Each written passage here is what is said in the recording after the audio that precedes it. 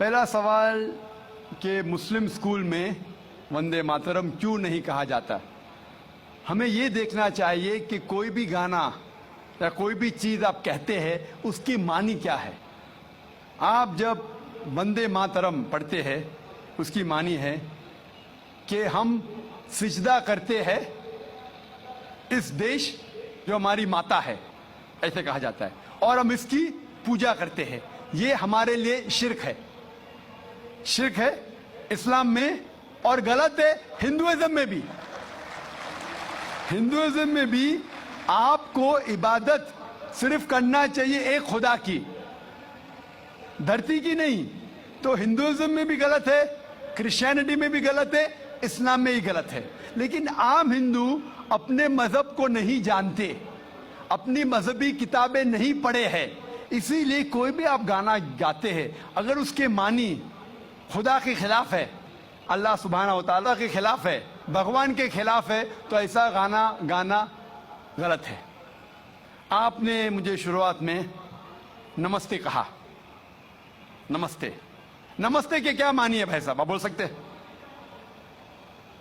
नहीं पता क्या मानी है? माइक्रोफोन ऑन कीजिए जरा भाई साहब का।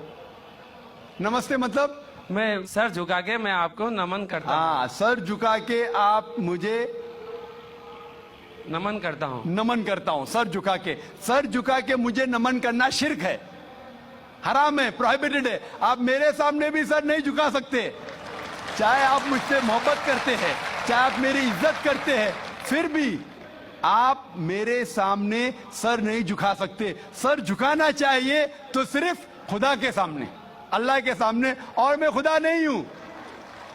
आप जानते हैं, आप मेरी इज्जत कर सकते हैं, मेरी बात जो मैं कहता हूं उसके ऊपर अमल कर सकते हैं, लेकिन आप मेरे सामने सर नहीं झुका सकते। इसीलिए मैं जवाब में आपको कहूंगा अस्सलाम वालेकुम, आप पे सलामती हो, आप पे सलामती हो। आप समझे ना, मैं आपके सामने झुक नहीं सकता हूं। ये सिर झुकेगा तो सिर्फ अल्लाह के सामने, सिर्फ खुदा के सामने।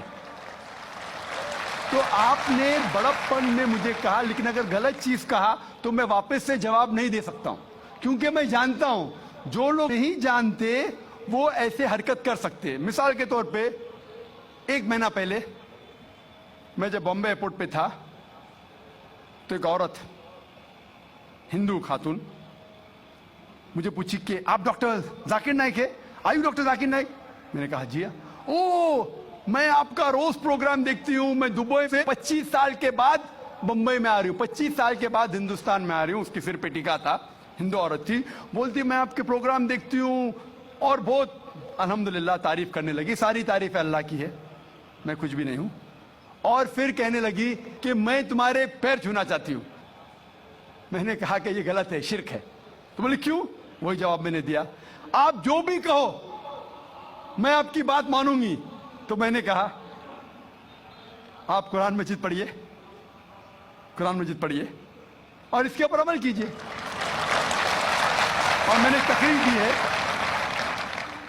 Similarities between Islam and Hinduism, इस्लाम और हिंदुइज्म में यकसानियत, और साबित किया है कि हिंदुइज्म में भी लिखा है कि आप सिर्फ एक ईश्वर की इबादत करना चाहिए, जितने ऋषि आने वाले उनमें मानना चाहिए, और मोहम्मद सल्लल्लाहु अलैहि वसल्लम में भी। तो आपको अगर कुरान और वेदा पे अमल करना चाहिए जो यकसा है, आपको एक खुदा में मानना पड़ेगा और आखिरी पैगंबर मोहम्मद सल्लल्लाहु अलैहि वसल्लम पर।